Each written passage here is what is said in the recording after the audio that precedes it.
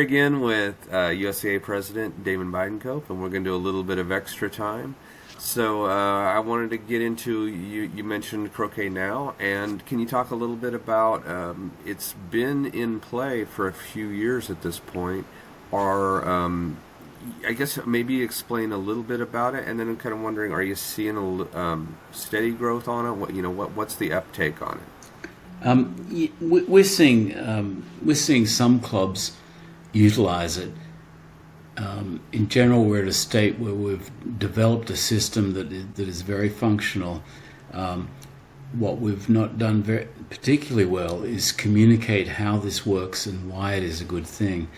A lot of people are very ingrained in what essentially is our tournament handicapping system alone, and they worry that this other vehicle will somehow derail that, or just that it's different. And this CroquetNow platform was very much developed so that the USCA reaches croquet players on a daily basis within the clubs.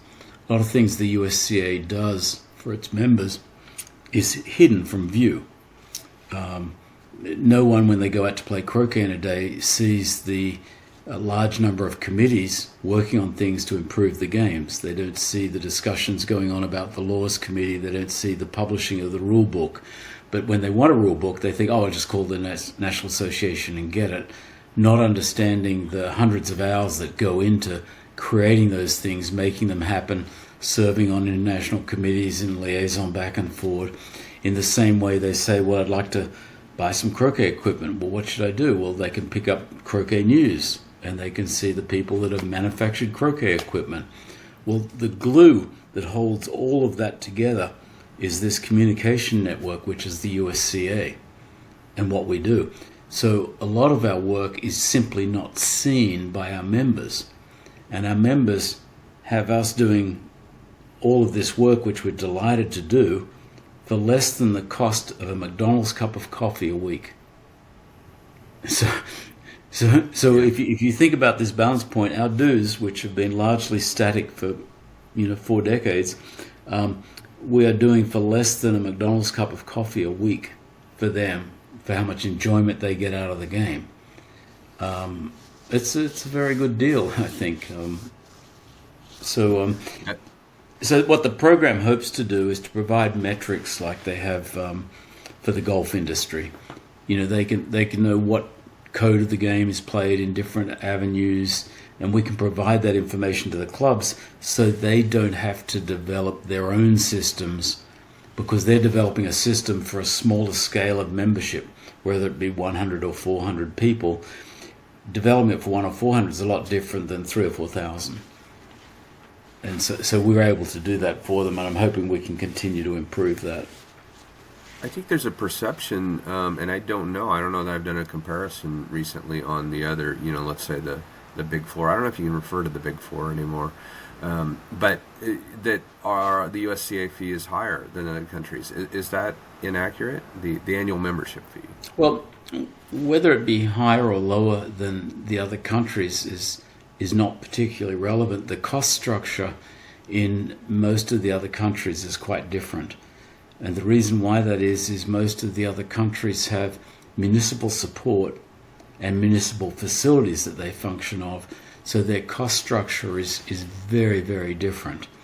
Our court fees that we may have to rent courts, whether they be from zero, from nothing, where the courts are just provided, to $150 a day per court, gives a whole different cost structure to our staging of tournaments. Our food and beverage pricing is substantially different, which is quite different. Our costs alone, and you can probably speak to printing costs, I'm sure you can, but our printing costs here might be quite different than what they are in Australia, New Zealand, or in England. So whether it costs you less to belong to an association in one of these other countries is not as good comparison. I think the better comparisons are, what does it cost to join the USGA here in the United States, or what does it cost for another SIP, or if I'm going to play a sport and I want to take up playing tennis or golf, pick any of the major ones, or pickleball, some of the late comers. How much is that going to cost me? What do I do? Well, I think you'll find as soon as you line croquet up with any of these other sports, we're the inexpensive option, particularly to golf. If I'm going out to play a round of golf and I'm, let's say 150 a round or something like that, and I'm a few sleeves of balls that I'm going to hit off into the bushes, and then the next new clubs comes out, you very quickly find that your golfing sport is a sport of several $1,000s a year that you're happy to contribute into the sport. Well, I'm playing with the same croquet mallet I bought 30 years ago, or thereabouts. It's a very low-cost endeavor for me to play croquet. It's not why I do it, but I just think it is. I think it's a fabulous deal. It's a good point. I think I've been playing with the same mallet for 10 years. So, and I think about getting a new one, but there's not a real strong need, which is disappointing for mallet manufacturers, I guess, but that's the way it is. Well, different. I think there's. I think some of the mallet makers really do make an exceptionally good quality product now. And I think that the quality of the product is substantially better than what it used to be. The whole engineering within equipment has changed over 40 years in the game. Our balls are much more round now than they used to be. The Jake's ball that had the cork center and then the plastic coating on it went through a period of time in production where they weren't as round as they needed to be. And then the surfaces would give substantially. Well, with the rise of the solid plastic ball, they got better playability. It's become more uniform, so it's changed how people play with the game. Before, you were a lot more focused with your mallet at controlling the ball when you had a break, whereas now a lot of the weight is so low and so pendulous because they're very worried about hitting in.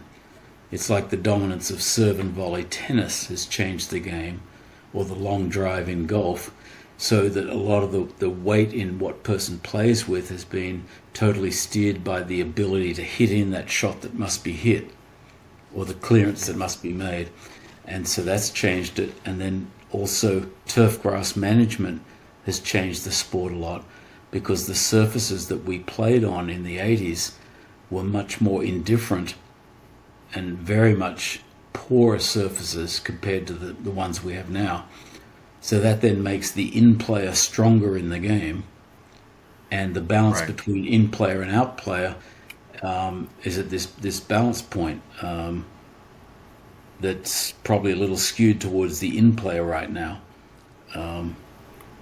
So we've had a lot of changes in the last 4 decades, and that's changed how people have to play.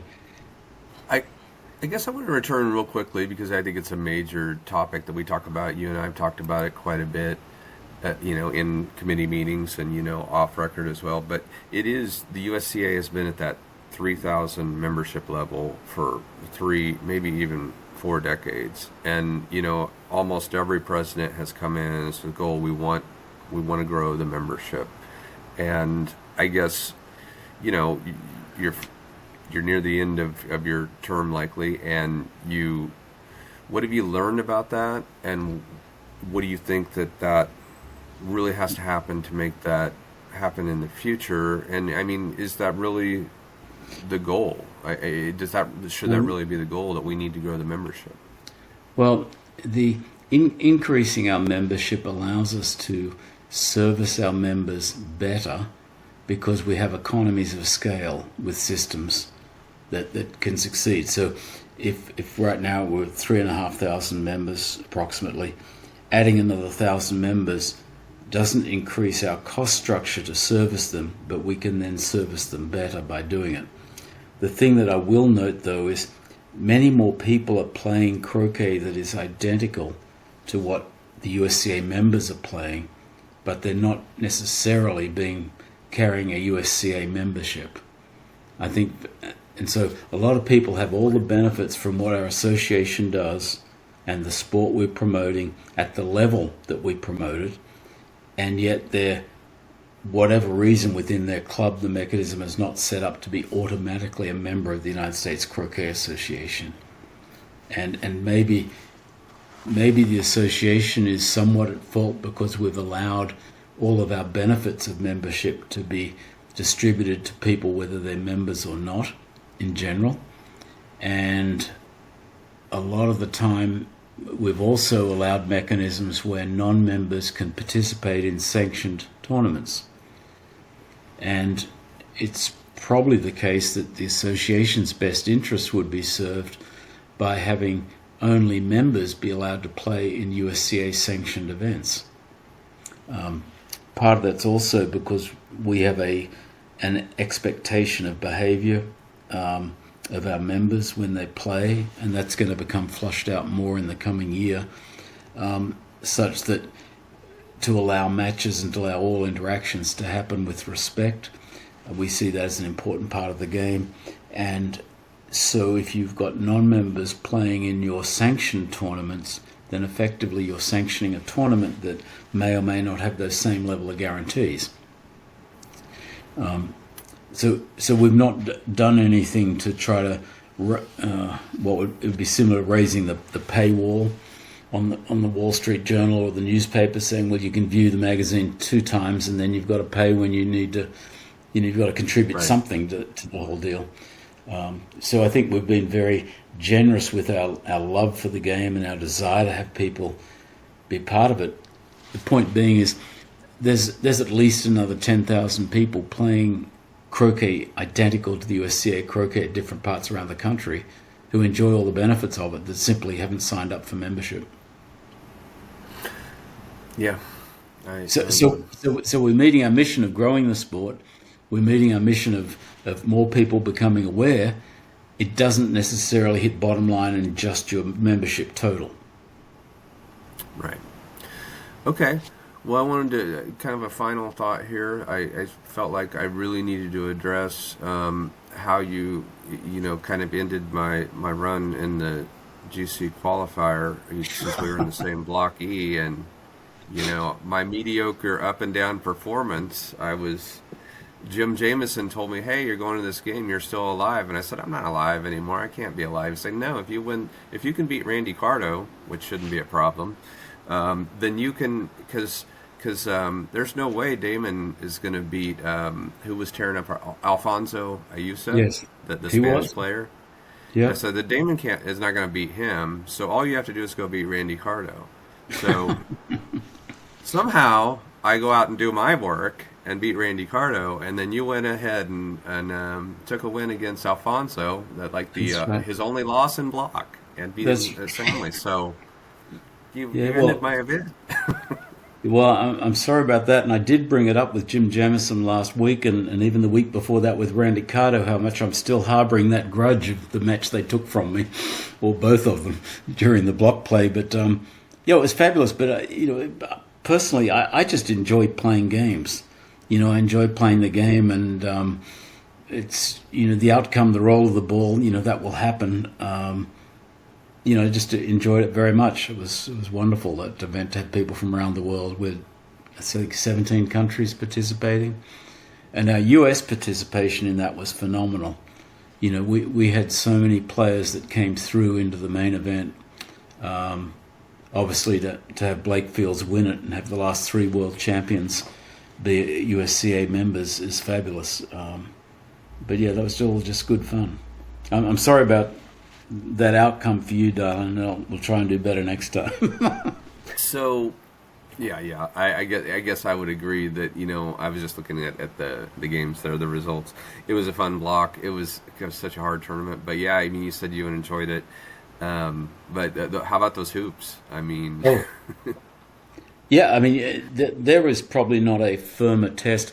Maybe on the Hills of United in Hadley Park in Christchurch, there would have been a solid, or some of the courts built out of with just the parent dirt material in Australia, or even Colchester in England on a dry season. I remember in '86 when we played the McRobertson Shield there, it had been hard and dry, and that surface really set up like concrete. So you get hoops set, and at that level of firmness that it's an absolute test in the game. So, yeah, that was quite an experience. Well, I appreciate you taking the time today, and I think I'll let you go. I know you said you're heading to Houston, so say hi to John for me, and I appreciate you taking the time, and hopefully we'll get another chance to do this again soon. Very good. Thanks for all your efforts. Okay, thank you.